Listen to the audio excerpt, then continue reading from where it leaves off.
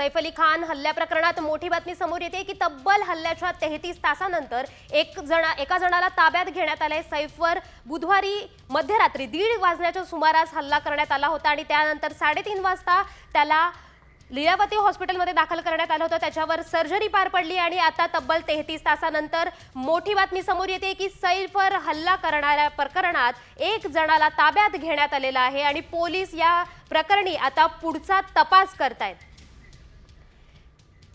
दरम्यान या आरोपीला कुठून ताब्यात घेण्यात आलंय हे अद्यापही समोर आलेलं नाहीये।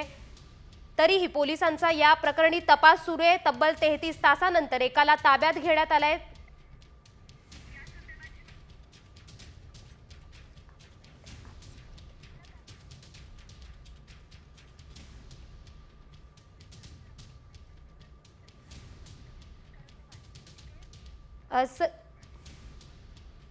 तब्बल 33 तासानंतर एक जण ताब्यात घेतल्याची माहिती मिळते। आपण सीसीटीव्ही फुटेजमध्ये सैफवर हल्ला करणारा आरोपी पाहतोय। आता प्रश्न उपस्थित होतोय की हा आरोपी आणि पोलिसांनी ज्याला ताब्यात घेतलेत ती व्यक्ती एकच आहे का, हा प्रश्न उपस्थित होतोय। आपल्यासोबत आपले प्रतिनिधी आहेत सचिन गाड। तर सचिन, काय सांगाल की पोलिसांनी या आरोपीला ताब्यात घेतलेला आहे, तर सीसीटीव्हीतला आरोपी आणि हा आरोपी एकच व्यक्ती आहेत का? काही तांत्रिक कारणामुळे आपण सचिनकडे जाऊ शकत नाहीये। तुर्तास आपण पाहतोय की सैफवर हल्ला झाला आणि त्या प्रकरणात आता एक मोठी अपडेट समोर येते। तब्बल 33 तासांनंतर एका जणाला ताब्यात घेण्यात आलेला आहे। आपण साम टीव्हीवर एक्सक्लुझिव्ह दृश्य पाहतोय की पोलीस त्या आरोपीला पकडून घेऊन जात आहेत। त्याला ताब्यात घेण्यात आलेले आहे। वांद्रे पोलीस चौकीमधली ही दृश्य आपण पाहतोय। सैफवर हल्ला झालेल्या प्रकरणात आता तब्बल 33 तासानंतर एकाला पकडण्यात यश मिळालंय, एकाला ताब्यात घेण्यात आलेलं आहे। वांद्रे पोलीस चौकीमध्ये हे पोलीस त्या आरोपीला ताब्यात घेऊन जात असतानाची दृश्य आपण साम टीव्हीवर एक्सक्लुझिव्हरित्या पाहतोय। बुधवारी 1:30 वाजण्याच्या सुमारास सैफवर हल्ला करण्यात आला होता आणि त्यानंतर जवळपास 3:30 वाजण्याच्या सुमारास त्याला लीलावती रुग्णालयात दाखल करण्यात आलं होतं। त्याच्यावर कॉस्मेटिक सर्जरी, न्यूरोसर्जरी पार पडली।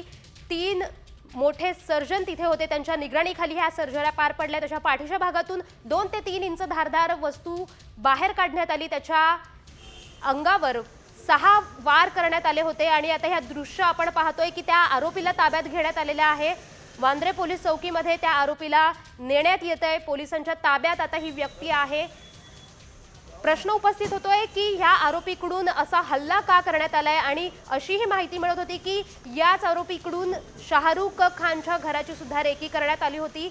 तर हा मुळात वांद्रे परिसरात असलेल्या मोठ्या अभिनेत्यांच्या घरात रेकी का करतोय, त्यांच्यावर हल्ले का करतोय, हा सगळ्यात मोठा सवाल इथे उपस्थित होतोय। बुधवारी 1:30च्या सुमारास जवळजवळ सैफवर हल्ला करण्यात आला होता आणि त्या प्रकरणी आता तब्बल 33 तास उलटून गेलेत।